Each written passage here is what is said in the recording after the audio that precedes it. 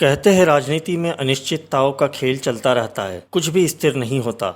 लोकसभा चुनाव में दावेदारों के नामों की चर्चाएं चल रही है। इसी बीच पूर्व सांसद कंकर मुंजारे ने भी ऐलान कर दिया है कि अगर कांग्रेस कहेगी तो वह उसके साथ जरूर आएंगी। वहीं दूसरी ओर भाजपा ने भी अभी तक पत्ते नहीं खोले हैं और प्रत्याशी चयन को लेकर दोनों ही राजनीतिक दलों में मंथन तेज हो गया है।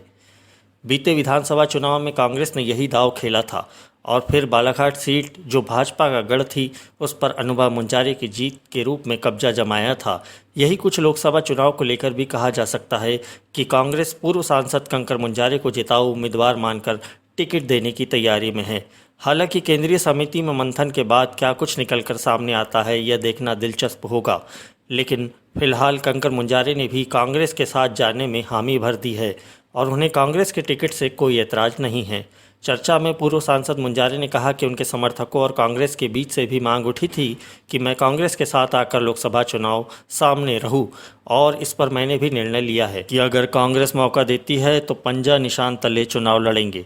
आपको बताएं कि पूर्व सांसद मुंजारे इसके पूर्व कांग्रेस को लेकर भी मुखरता दिखाते रहे हैं और कभी कभी उनके बयान तीखे भी होते थे, किंतु अब उनका कांग्रेस से जुड़ाव का ऐलान इस बात की ओर इशारा कर रहा है कि सब कुछ ठीक है तथा कांग्रेस भी उन्हें भाने लगी है। यह राजनीतिक गठजोड़ क्या रंग लाएगा और पूर्व सांसद मुंजारे को क्या वाकई कांग्रेस टिकट देगी यह तो समय ही बताएगा। फिलहाल इन्हीं अटकलों के बीच बालाघाट लोकसभा सीट पर सियासत सरगर्म है।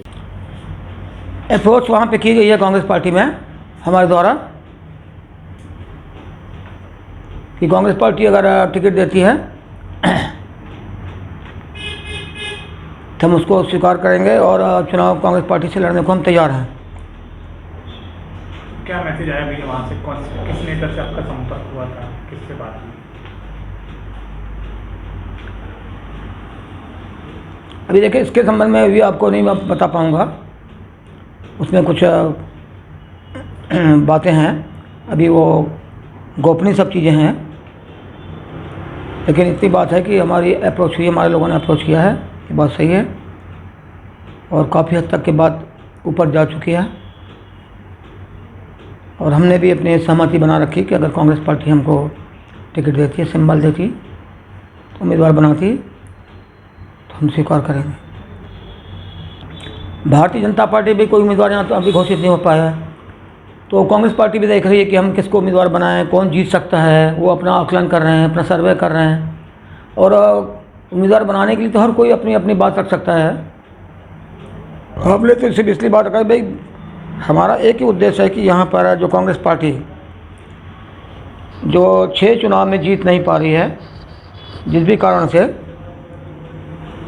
लगभग 28-29 साल हो गए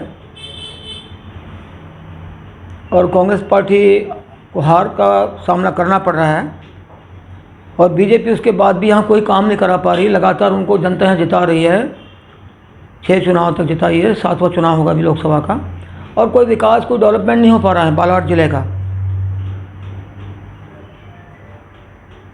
सब संसाधन यहाँ भरे पड़े, वन संपदा है, खनिज संपदा है, रोजगार नहीं यहाँ पर, कोई फैक्ट्री नहीं यहाँ पर। जो पहले 30 साल पहले जो हालत थी वो भी आज वैसी हालत अभी भी है, कोई परिवर्तन कहाँ आ पाया है। तो इसलिए इसकी बहुत ज़रूरत है।